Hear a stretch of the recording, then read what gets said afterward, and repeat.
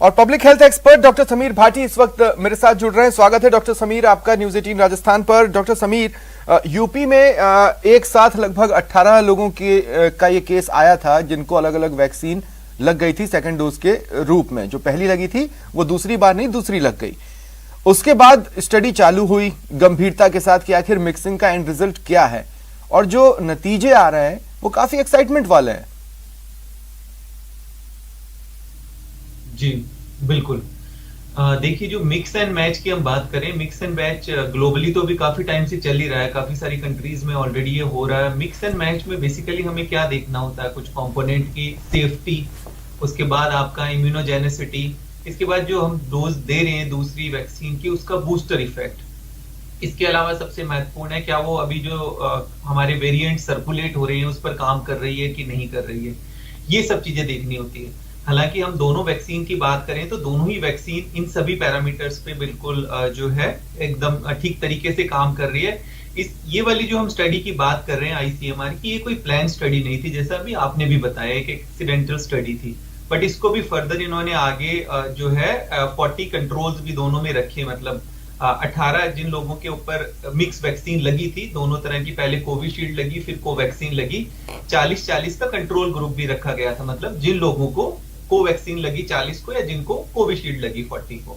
अब जब कंपेयर किया गया तो जिनको दोनों कोवैक्सीन लगी, जिनको दोनों कोविशील्ड लगी और जिनको मिक्स लगी, तो उनमें जो मिक्स लगी उनके अंदर इम्यून रिस्पॉन्स काफी अच्छा मिला, बेहतर मिला, उससे कंपैरिजन किया गया, मतलब उनमें आईजीजी एंड न्यूट्रलाइजिंग एंटीबॉडीज काफी अच्छी मिली। तो बट अभी हम अगर खाली स्टडी की बात करें तो अभी ये पीयर रिव्यूड नहीं हुई है, मतलब ये बाकी रिसर्चर से और साइंटिस्ट से अभी ये रिव्यू नहीं हुआ है। और दूसरा जो इसके अंदर कंट्रोल ग्रुप भी लिया गया था 40-40 का, उनका हमारे पास एग्जिस्टिंग जो है हमारे पास सीरोलॉजिकल डेटा नहीं है, बेसलाइन डेटा नहीं है। हमारे जो 18 लोग थे उनका हमारे पास बेसलाइन सीरोलॉजिकल डेटा नहीं है कि उनकी एग्जिस्टिंग एंटीबॉडीज क्या थी, क्या फर्स्ट वैक्सीन लगने के बाद उनका किस तरह का एंटीबॉडी रिस्पॉन्स था। लेकिन डॉक्टर समीर, मैं पूछना ये चाहता हूं कि देखिए जब हालात कठिन होते हैं तो ब्रेक थ्रू किस्मत से मिलती है, क्या ये यूरेका मोमेंट है? बिल्कुल। इसमें देखिए एक चीज देखने वाली बात है, हमारे वैक्सीनेशन प्रोग्राम में अब ये कितना हमारे लिए अच्छा साबित होगा। हमें ये देखना है कि हमारे लिए बेस्ट सूटेड मॉडल क्या रहेगा। अच्छा इम्यून रिस्पॉन्स है, ये नेचुरल है, क्योंकि ज्यादातर हम एक प्लेटफॉर्म से दूसरे प्लेटफॉर्म से जाते हैं, दूसरी लगाते हैं तो अच्छा हमें जो है इम्यून रिस्पॉन्स मिलता है। बट हमें देखना यहाँ पर जरूरी है कि ज्यादा से ज्यादा पॉपुलेशन को हम इसमें वैक्सीनेट कर पाएंगे, और इसमें कुछ हमारे एडमिनिस्ट्रेटिव चैलेंजेस तो नहीं होंगी, वो देखना ज्यादा जरूरी है। बेनिफिट डेफिनेटली है कि हमारे पास एक और ऑप्शन आ गया, जिस तरह से हमने देखा कि कई बार वैक्सीन की शॉर्टेज की वजह से सेकेंड डोज उपलब्ध नहीं हो पाई। इससे दूसरा एक और फायदा होगा कि जो हेजिटेंसी वाला है और जो लोगों के अंदर चॉइस वाला है कि हमें ये लगानी है, काफी हद तक वो दूर होगा, और हमारे जो वैक्सीन निर्माता हैं उनके ऊपर भी लोड काफी ज्यादा कम हो जाएगा। और अगर हम ग्लोबल वैक्सीनेशन की बात करें तो उसके अंदर इस तरह की प्रक्रिया काफी ज्यादा बेहतर रहती है, हमें किसी एक वैक्सीन पर निर्भर रहने की जरूरत नहीं। हमने देखा है एस्ट्राजेनेका और फाइजर के भी मिक्सचर पर टेस्ट चले हैं, मैंने रिपोर्ट्स पढ़ी हैं, इंटरनेशनल रिपोर्ट्स।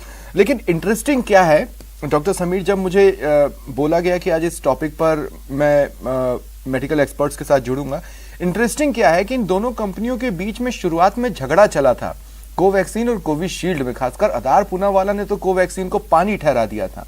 अब किसको पता था कि ऐसी दो लड़ने वाली कंपनियों की मिक्सिंग एक हाइपर एक्टिव मॉडल बना देगी। जी जी बिल्कुल। अभी जिस तरह से जो आपने बताया, वर्ल्ड वाइड जितनी भी मिक्सिंग मैचिंग की जो स्टडीज हुई है उसके अंदर ज्यादातर एस्ट्राजेनिका या फिर और दूसरी एमआरएनए वैक्सीन, जैसे आपने बताया फाइजर, और इस तरह की जो है स्टडीज हुई है। ये पहली बार ऐसी स्टडी हुई है जिसके अंदर आपने अभी प्लेटफॉर्म बताया कि एडिनो वायरस और इनएक्टिवेटेड वायरस पे, पर इसके भी काफी अच्छे रिजल्ट मिले हैं। इसी को देखते हुए आईसीएमआर ने, डीसीजीआई ने फिर अप्रूवल दिया है सीएमसी वेलोर को कि इसको और प्लान्ड वे में स्टडी को किया जाए, जिसमें कि 300 के करीब हेल्थ केयर वॉलंटियर्स होंगे।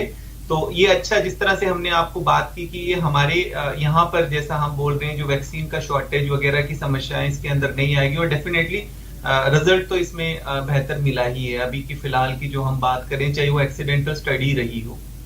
हाँ, और इसको फर्दर स्टडी के लिए अगर मैं गलत नहीं हूं तो साउथ में किसी इंस्टीट्यूशन को कहा गया है कि आप इस जी पर एक्सपेरिमेंट करें। मेरे अगले सवाल से पहले डॉक्टर समीर, आप हॉलीवुड मूवीज देखते हैं? जी बहुत कम। बहुत। मैं देखिए कुछ हाल ही में ना सुपर हीरोज मूवीज आई हैं। एक कैरेक्टर है जो यूं तो बिजनेसमैन है, वो वैसे भी लड़ सकता है, लेकिन एक आयरन का सूट पहन लेता है तो वो ऑल टुगेदर एक डिफरेंट कैरेक्टर हो जाता है। इसी तरह अगर हम सेपरेट सुपर हीरोज को मिला देते हैं तो या तो वो जस्टिस लीग बन जाते हैं या अवेंजर्स बन जाते हैं। तो कहने का मतलब है कि अभी मिक्सिंग की जो स्टडी है, अगर दो हीरो को भी हम मिला रहे हैं तो वो दो हीरो मूवी है, लेकिन अगर हम लगभग जो अवेलेबल है और उन सबको मिलाकर देखना चाहें तो क्या इस तरह की स्टडी पॉसिबल है कि जस्टिस लीग या अवेंजर्स टाइप में कुछ सामने खड़ा हो? हाँ देखिए, इसमें जो सबसे ज्यादा बेनिफिट होगा, जैसे अगर हम ग्लोबल हमें वैक्सीनेशन ड्राइव करनी है, हम ऐसा नहीं कर सकते कि पर्टिकुलरली कोई एक कंट्री सेफ है। जब तक सभी सेफ नहीं है तब तक कोई सेफ नहीं है। जैसे साउथ अफ्रीका के अंदर अभी 2% वैक्सीनेशन हुआ है। तो जो ग्लोबल वैक्सीनेशन हमारा मिक्सिंग एंड मैचिंग के चलता रहेगा, तभी वो जो है ड्राइव काफी ज्यादा स्पीड अप होगी। मिक्सिंग तो ठीक है, मैचिंग डेफिनेटली से इम्यूनोजेनेसिटी तो बढ़ ही रही है, और सेफ्टी के लिए ऑलरेडी जो कंट्रीज के बीच में जो डील्स होती हैं या जो लॉज होती हैं वो भी तो प्ले में आएंगे। जैसे मेरा कहने का मतलब है कि हमारे यहाँ कोविशील्ड और कोवैक्सीन के अलावा भी 2-3 वैक्सीन हैं जिनको इमरजेंसी यूज के लिए परमिशन मिल गई है, और अब वो भी मार्केट में आएंगी। तो क्या हमें ये अधिकार होगा कि हम उनकी मिक्सिंग करके देख सकते हैं, मतलब हमारे देश के एक्सपर्ट्स को? जी बिल्कुल, इसके लिए हमारी जिस तरह से बॉडीज है, डीसीजीआई और इसके लिए अप्रूवल देता है। जैसे अभी आप बता रहे थे क्रिश्चियन मेडिकल कॉलेज को ये फर्दर अभी अप्रूवल दिया गया है कि वो इस स्टडी को फर्दर कैरी ऑन कर सके। और जैसा हम बात करें, अभी फिलहाल हमारे पास जो वैक्सीन अवेलेबल है, जिसमें कोविशील्ड, स्पुतनिक और अभी J&J वाली, ये तो एक ही प्लेटफॉर्म पे अवेलेबल है। तो इसमें हमें 2 डिफरेंट प्लेटफॉर्म लेने होते हैं, इसीलिए हमने कोविशील्ड और कोवैक्सीन को अभी फिलहाल चुना है इस स्टडी के लिए। और बाकी कंट्रीज के अंदर जैसे हमारे पास डिफरेंट अभी mRNA की वैक्सीन हमारे पास नहीं है, पर बाकी कंट्रीज के अंदर काफी में ये स्टडीज हो चुकी है, और स्टडीज के इस तरह से अच्छे रिजल्ट यूके के अंदर भी इनफैक्ट ये जो है इसी तरह से एक्सीडेंटली एकदम से प्लान की गई थी। जब यूके में देखा कि कुछ यंग लोगों के अंदर स्पेसिफिकली एस्ट्राजेनिका से कुछ क्लॉट्स के कुछ रेयर केसेस देखे गए, तब उन्होंने फिर सेकेंड डोज वहां पर फाइजर की लगाई गई थी उनके अंदर, पर उनमें भी फिर काफी अच्छा इसका इम्यूनोजेनिसिटी का और सेफ्टी का डेटा मिला है। तो ओवरऑल जितनी भी स्टडीज आ रही हैं मिक्सिंग एंड मैचिंग की, वो काफी ज्यादा बेहतर स्टडीज है, और इसको आगे फर्दर जिस तरह से मैंने आपको बताया कि हमारी वैक्सीनेशन ड्राइव को स्पीड अप करने के लिए ये डेफिनेटली आगे हेल्पफुल रहेगी। देखिए, यूरेका मूवमेंट की खासियत ही यही है, जैसा कि मैंने कुछ देर पहले कहा था समीर, डॉक्टर समीर, कठिन हालात में ब्रेक थ्रू किस्मत से मिल जाते हैं, और वही एक यूरेका मूवमेंट होता है। डॉक्टर मधु नाहर राय, ये निदेशक हैं इंटरनल मेडिसिन पारस जी के अस्पताल से। मैं आपका स्वागत करता हूं। डॉक्टर मधु मेरे साथ जुड़ रही हैं। मैं आपसे सवाल पूछूं उससे पहले कुछ बातें टेबल पर रखना चाहता हूं। एक तो ये कि देखिए, अभी भी देश का एक तबका है जो वैक्सीन लगवाने से हिचक रहा है। अव्वल तो मैं ये कहना चाहता हूं कि भाई अभी और कोई चारा नहीं है, आपको अपने डर से, अपने वहम से खुद ही लड़ना है, लड़ना ही होगा और वैक्सीन लेनी है। अब स्टडी ये हो रही है कि जो 2 वैक्सीन कोविशील्ड और कोवैक्सीन जो आपने हाल के दिनों में सबसे ज्यादा सुनी है, उनका मिक्स अगर हो जाता है तो कुछ बेहतर रिजल्ट हो सकता है, लेकिन ये भी अभी एंड रिजल्ट नहीं है, अभी इस पर भी फर्दर स्टडीज होनी है। तो तब तक हम दिमाग में ये ना बना लें कि पिछला तो चलो जो लगा लिया इस बार बदल देते हैं, डायरेक्ट नहीं करना है। अभी थोड़ा सा सब्र रखें और इंतजार करें, कुछ और लोगों पर जब ये ट्रायल्स पूरे हो जाएंगे उसके बाद हमें एंड रिजल्ट पता चलेगा, तब तक रश न करें। लेकिन अब डॉक्टर मधु, मैं अभी जब डॉक्टर समीर से बातचीत कर रहा था, मैंने कहा कि इंटरेस्टिंगली 2 वैक्सीन मिलके एक better fighting super hero group बना लेती हैं, या तो अवेंजर्स बन जाती हैं या जस्टिस लीग बन जाती हैं। लेकिन अभी फिलहाल ये ट्रायल के रूप में है, लोगों को अभी अति उत्साह में आकर, वो तो वैसे ही डरे हुए हैं, वो एक भी नहीं लगवाना चाहते, वो 2 मेरे ख्याल से बड़ा मुश्किल ही है कि वो तुरंत जाके बोलेंगे कि पिछला हमारा कोविशील्ड था, अब कोवैक्सीन लगा दो। देखिए, ऐसा है कि जहां तक हम हमारे कंट्री की बात करें, जहां पे अभी भी लोग एक वैक्सीन लगाने के लिए काफी हिचक रहे हैं, या बहुत पेरिफेरीज में, इंटीरियर में जहां वैक्सीन नहीं पहुंच रहा है, हमारे कंट्री के लिए अगर 2 वैक्सीन की बात करें तो ये शायद किसी एक वे में पॉजिटिव भी हो सकता है, क्योंकि जो अवेलेबिलिटी है वो भी हमारे यहाँ वैक्सीन की एक चैलेंज है कि कोवैक्सीन कभी अवेलेबल है, कभी कोविशील्ड अवेलेबल है नहीं है। तो थोड़ा सा लोगों के पास एक चॉइस भी मिल जाएगा कि चलिए हम कोविशील्ड ले लेते हैं, फिर थोड़े दिन बाद 6 वीक बाद या जो अवेलेबल वैक्सीन है वो ले लेंगे। हालांकि डाटा अभी भी कोई मेजर डाटा अवेलेबल नहीं है कि दोनों को मिक्स करना चाहिए या कैसा रिजल्ट रहेगा, बट डेफिनेटली हमारे कंट्री के लिए एक प्लस पॉइंट साबित हो सकता है। नहीं, लेकिन अभी जो हुआ देखिए वो किस्मत से हुआ। यूपी में भी जैसे जो जिनको लगा वो एक जो गैप है 2 डोजेस के बीच में, उस गैप को फॉलो करके वैक्सीन सेंटर पहुंचे थे और उनको दूसरी लग गई और उसके बाद ये स्टडी चालू हुई। कहने का मतलब ये है कि ऐसे ही गैप के बाद दोनों लगेंगी या फिर एक साथ दोनों को एक करेक्ट मात्रा में मिलाकर लगाया जा सकता है और उसका नतीजा देखा जाएगा, या इस तरह की बातें तो अभी उतनी क्लियर है नहीं। ये बहुत कहना चाहिए कि बहुत जल्दी है हमें इस डिबेट पे पहुंचने के लिए, क्योंकि ये जो भी स्टडीज हैं ये सिर्फ एक एक्सीडेंटल था कि यूपी में 18 लोग थे उनको गलती से 2 वैक्सीन लग गए थे 6 वीक इंटरवल पे, एक को एक बार कोविशील्ड लगा, फिर 6 वीक पे कोवैक्सीन लग गया। तो जो उन्होंने स्टडी किया, जो भी ICMR ने कि जो भी रिजल्ट आए थे उनको, जो हम एक हमारी बॉडी में एक इम्यूनोलॉजी रिस्पॉन्स देखते हैं, इम्यूनोजेनेसिटी देखते हैं कि एंटीबॉडी टाइटर वैक्सीन के बाद में कितना बना या नहीं बना। तो कुछ टेस्ट होते हैं जिनसे पता चलता है कि जो हमारा इम्यूनिटी लेवल है वो एक वैक्सीन के बाद और 2 वैक्सीन के बाद कितना था। तो बाई चांस जो भी इन 2 लोगों को जो मिस्टेक से जो 2 वैक्सीन लगे, उसके बाद में जो इम्यूनोलॉजी रिस्पॉन्स आया था वो रिस्पॉन्स इनमें काफी बेटर मिला। हाँ, वो बूस्टर लगवाने गए थे और मेगा बूस्टर लगवा कर आ गए। मेगा बूस्टर लग गया, लेकिन अभी तक कोई भी स्ट्रॉन्ग क्लिनिकल ग्राउंड या स्ट्रॉन्ग एविडेंस या डाटाबेस स्टडी जिसको हम बोलते हैं, क्योंकि ये बहुत लंबा टाइम लगेगा, अभी बहुत लंबा चलना पड़ेगा कि ये दोनों वैक्सीन मिक्स करने हैं या एक वैक्सीन लगाने के बाद सेकंड वैक्सीन हम दूसरा लगा सकते हैं, क्योंकि एक ये कि दोनों का जो मैकेनिज्म है वैक्सीन का वो थोड़ा डिफरेंट है। कोवैक्सीन का मैकेनिज्म डिफरेंट है, कोवैक्सीन अलग मैकेनिज्म की है, कोविशील्ड अलग है। एक हम कहते हैं कि एक इनएक्टिवेटेड वैक्सीन है, एक थोड़ा वीक पार्ट ऑफ वैक्सीन है। तो जो बूस्टर रेस्पॉन्स है वो दोनों को मिक्स करने पे ज्यादा आएगा, या एक वैक्सीन को लगाने के बाद कुछ पर्टिकुलर इंटरवल के बाद हम दूसरा वैक्सीन लगाएंगे उसमें ज्यादा आएगा। ये अभी बहुत जल्दी होगा बोलना। बिल्कुल। डॉक्टर समीर, देखिए आप काफी लंबे समय से मेरे साथ इसी एक बुलेटिन में जुड़ रहे हैं और बातचीत कर रहे हैं। मैं आपको ये जरूर बता दूं कि मैं साइंस बैकग्राउंड से तो हूं, लेकिन जो साक्षर और शिक्षित होने में डिफरेंस होता है मैं उसी के साथ हूं। मैं सिर्फ साक्षर हूं साइंस में, बहुत ज्यादा पेचीदगी में साइंस की समझ तब भी नहीं पाता था, आज भी नहीं पाता हूं। अब मसला यह है कि केमिस्ट्री के लैब में जब हम होते थे तो एक टेस्ट ट्यूब में करेक्ट मात्रा में कुछ डालना होता था, अगर उससे ज्यादा या कम हो जाए तो फिर कुछ भी हो सकता है। तो मैं उसी से कोरिलेट करके ये पूछना चाह रहा हूं कि अभी तो ये हमें जानना पड़ेगा ना कि सेकेंड डोज में फिर कितनी मात्रा, या फिर हम कोवैक्सीन और कोविशील्ड को एक साथ लेके एक एग्जैक्ट मात्रा में लगाकर सिंगल डोज बना सकते हैं। अब तो इस तरफ इंटरेस्ट चला गया जानने का, या ये भी रहेगा रिसर्च का हिस्सा? जी बिल्कुल, जिस तरह से रिसर्च का हिस्सा हमने आपको बताया कि हमारे पास डिफरेंट प्लेटफॉर्म्स पे वैक्सीन अवेलेबल है। अगर हम बात करें, अभी फिलहाल हमने 2 तरह के ये वाली जो एक्सीडेंटल स्टडी हुई है जिसमें हमने एडिनो वायरस और इनएक्टिवेटेड वायरस पे किया है, फिर उसके बाद एडिनो वायरस और कुछ कंट्रीज के अंदर mRNA पे भी हो चुका है। पर इसके फर्दर जो आउटकम्स है उसका डेटा हमारे पास वो डिफरेंट होगा, उसके अकॉर्डिंगली एक स्मार्ट स्ट्रेटेजीज आगे डिजाइन हो सकती है। अभी फिलहाल इसीलिए किसी भी कंट्रीज के अंदर इसको पूरी तरह से इम्प्लीमेंट नहीं किया गया है। यूके में भी जैसे हमने एकदम से अचानक से बट बाय एनी चांस क्या उन 18 लोग या जिन लोगों पर भी रिसर्च हुआ उसमें ये पता चला कि उन पर आफ्टर इफेक्ट क्या रहा है? क्योंकि जैसे हमने वैक्सीन लगाई थी तो बाह दुख रही थी, हम में से कुछ को बुखार आया, कुछ को नहीं आया। हाँ, देखिए जो यूएस के अंदर इस तरह से स्टडी हुई थी जिसके अंदर एस्ट्राजेनिका लगा और फाइजर लगा, तो उसके बाद हल्के फुल्के जो वैक्सीन के बाद के जो साइड इफेक्ट होते हैं साइड पे, वो थोड़े हल्के फुल्के माइल्ड साइड इफेक्ट थोड़े से कंपैरेटिवली ज्यादा थे।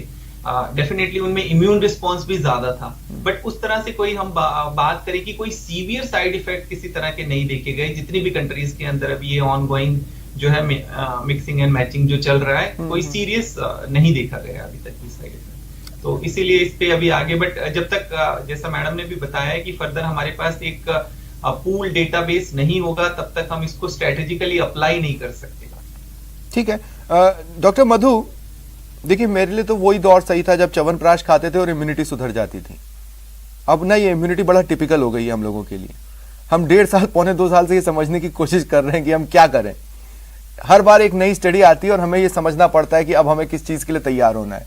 अब डॉक्टर मधु, मेरा सवाल जो दरअसल आपसे है वो ये है कि हम कितना वेट कर सकते हैं, मतलब क्या लगता है आपको ये स्टडी कितने समय में पूरा हो सकती है? ये मैं इसलिए पूछ रहा हूं क्योंकि एक तरफ तो हम ये बात करते हैं कि अगर आप कोवैक्सीन ले रहे हैं तो 28 दिन के गैप पे ले लीजिए, लेकिन अगर आप कोविशील्ड ले रहे हैं तो वो गैप बड़ा है अनटिल एंड अनलेस कि अगर आप विदेश जा रहे हो तो 28 दिन में ले लीजिए, नहीं तो फिर एक गैप, बड़ा गैप है 2.5 से 3 महीने का, 84 दिनों का। अब कहने का मतलब यह है कि अगर फिर शुरुआत से स्टडी होगी तो इस गैप पीरियड को किस तरह से मेंटेन किया जाएगा, कम किया जाएगा, ज्यादा किया जाएगा, हमें नहीं पता। तो ये रिसर्च कितना टाइम ले सकती है साइंटिफिकली स्पीकिंग? कोई भी वैक्सीन जब लगता है, या आप एक बार सिंपल लैंग्वेज में ये समझ सकते हैं कि कोई भी इन्फेक्शन 3 वीक्स लगते हैं हमारे बॉडी में एंटीबॉडी डेवलप होने के लिए, मिनिमम 3 वीक्स। फिर उसमें भी 2 तरह का एंटीबॉडी डेवलप हो जाता है। एक जिसको हम बोलते हैं इनिशियल फेज वाला कि IgM एंटीबॉडी है, एक हम बोलते हैं IgG एंटीबॉडी है। तो IgM एंटीबॉडी है जो अर्ली एंटीबॉडी जो है वो मिनिमम 3 वीक्स के बाद में डेवलप होता है। कोई सा भी फीवर, सपोज डेंगू भी है या कोई सा भी वायरल फीवर है, एक होती है IgG एंटीबॉडी, मतलब टोटल एंटीबॉडीज जो यूजुअली 3 वीक्स के बाद में बॉडी में डेवलप होना पड़ता है। अब डिपेंड ये करता है कि जो भी एंटीबॉडीज हम जो भी वैक्सीन ले रहे हैं, कोवैक्सीन जैसे लिया या कोविशील्ड लिया, तो हम इंडिविजुअल का एंटीबॉडी टाइटर्स देखते हैं। एंटीबॉडी टाइटर्स में भी 2 है, वही बात है कि एक स्पाइक प्रोटीन का देखना है, एक हमें टोटल IgG देखना है कि इंडिविजुअल जो भी जिसने भी वैक्सीन लिया है वो इम्यूनोलॉजिकल रेस्पॉन्स उसमें आई है या नहीं है। तो अब आपको ये तो हमें मानना ही पड़ेगा कि एक वैक्सीन और दूसरे वैक्सीन के बीच में मिनिमम 4 to 6 वीक गैप चाहिए ही चाहिए अगर हमें नॉर्मल अच्छी वाली एंटीबॉडी डेवलप करनी है। अगर हम बहुत जल्दी की इसका मतलब है कि वो जो स्टडी चल रही है वो स्टडी अभी 3 से 4 महीना ले सकती है, क्योंकि वो मिनिमम 3, मतलब अभी तक अपने पास जो भी वैक्सीन 2 अवेलेबल है इंडिया में, कोविशील्ड और जो कोवैक्सीन हम दे रहे हैं, उसमें जो भी स्टडीज है उसमें जो लास्ट ईयर जैसे जनवरी 16 से जब वैक्सीनेशन प्रोग्राम शुरू हुआ हमारा, तब देखा है कि बहुत से लोगों में ऑलमोस्ट 40-50% लोगों में जो 3 मंथ्स के बाद में एंटीबॉडी डिसअपियर हो गए। तो हमें स्टडी में कम से कम 3 to 6 मंथ्स तो लगाने ही हैं, क्योंकि 3 मंथ्स बाद 40 to 50% पॉपुलेशन के एंटीबॉडी डिसअपियर होते जा रहे हैं।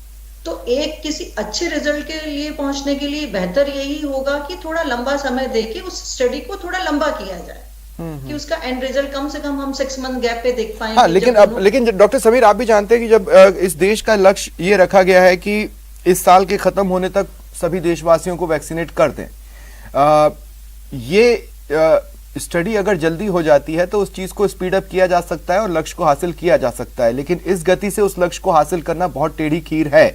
अब मैं आपसे बात ये पूछना चाह रहा हूं कि अभी देखिए कई चीजें उड़ती हैं और फिर उड़ती चली जाती हैं।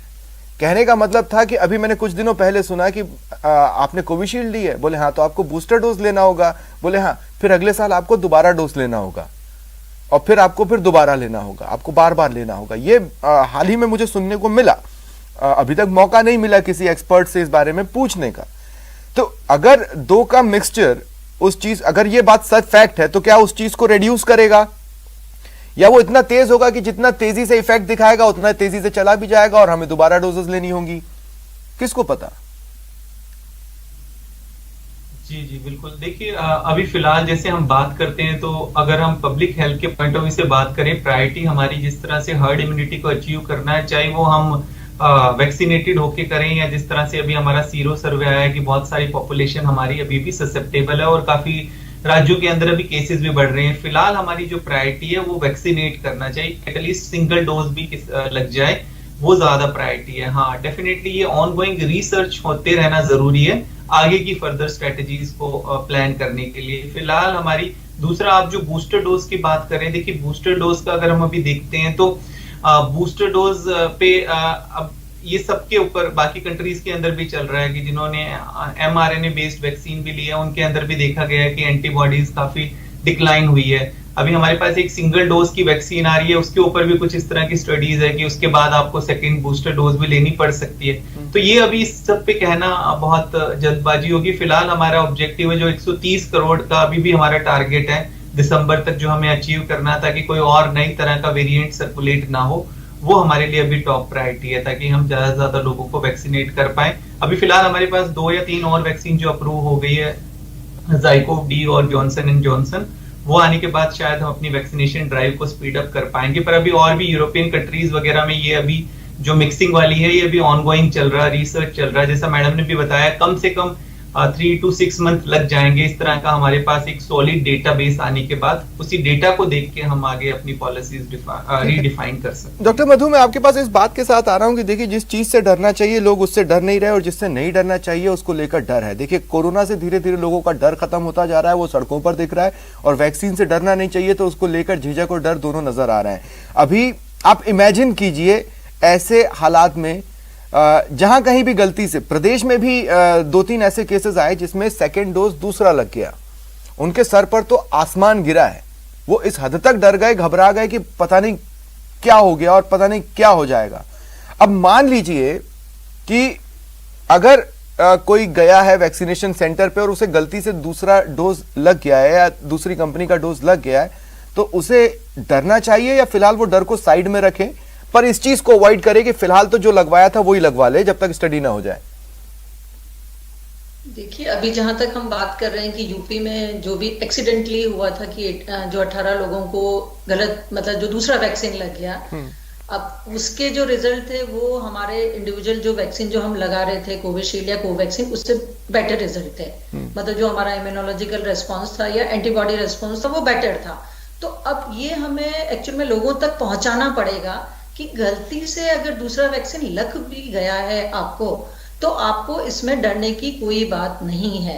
ये चाहे मीडिया के थ्रू या किसी पेपर्स, मतलब किसी भी वे में उनको ये दिमाग से निकालना ही पड़ेगा कि अगर second vaccine available, suppose same vaccine, suppose Covaxin जैसे अभी बीच में काफी लंबे टाइम तक नहीं था, लोगों को 3 मंथ्स वेट करना पड़ा, 28 डेज इंटरवल पे नॉर्मल लगना था।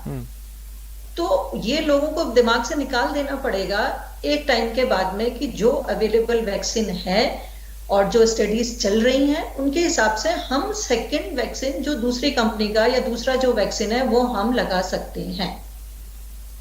हाँ, लेकिन डॉक्टर समीर, डर तो लगा, क्योंकि अब पूरा जी बोले डॉक्टर मधु, राजस्थान की बात कर रहे हैं तो पूरा 100% सब कुछ ओपन हो गया है। लोग बिना मास्क के घूम रहे हैं, गैदरिंग्स हो रहे हैं, मैरिजेस हो रहे हैं, सब कुछ हो रहा है।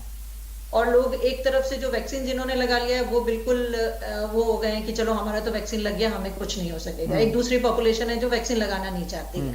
तो अब ये तो हमें हमारे किसी भी सोर्स के थ्रू उनको कन्विंस करना पड़ेगा कि आपको वैक्सीन लगाना बहुत जरूरी है, और गलती से अगर सेकंड वैक्सीन आपकी अवेलेबल नहीं है 3 मंथ्स के बाद भी वो वाला सेम, तो आप दूसरा लगा सकते हैं। उससे आपको कोई मेजर साइड इफेक्ट नहीं होगा। जो अब तक की ICMR की जो स्टडीज थी जिसमें जो, ठीक है, तो डॉक्टर समीर क्लोजिंग कमेंट चाहता हूं कि बहुत शॉर्ट में बताइए, अगर फिलहाल अगर कोई जाता है तो वो दूसरी कंपनी की डोज तो ना मांगे, लेकिन अगर लग भी गई है तो डरे नहीं, यही है इन शॉर्ट? जी बिल्कुल, एकदम इन शॉर्ट ऐसा ही है, क्योंकि ऐसे काफी सारे केसेस देखे गए हैं। इनफैक्ट अपने देश के अंदर भी, और हम बात करें यूरोपियन कंट्रीज भी, वहां भी ऐसे काफी सारे केसेस हुए हैं। तो इसमें सेफ्टी को लेके एज सच कोई कंसर्न नहीं है, और डेफिनेटली हमने एफिकेसी तो देखी है, तो इसमें डरने वाली बात नहीं है अगर ऐसा कुछ हो जाता है। ठीक, थैंक यू। आप दोनों का शुक्रिया हमारे साथ जुड़ने के लिए और बातचीत के लिए। फिलहाल इतना ही, नमस्कार।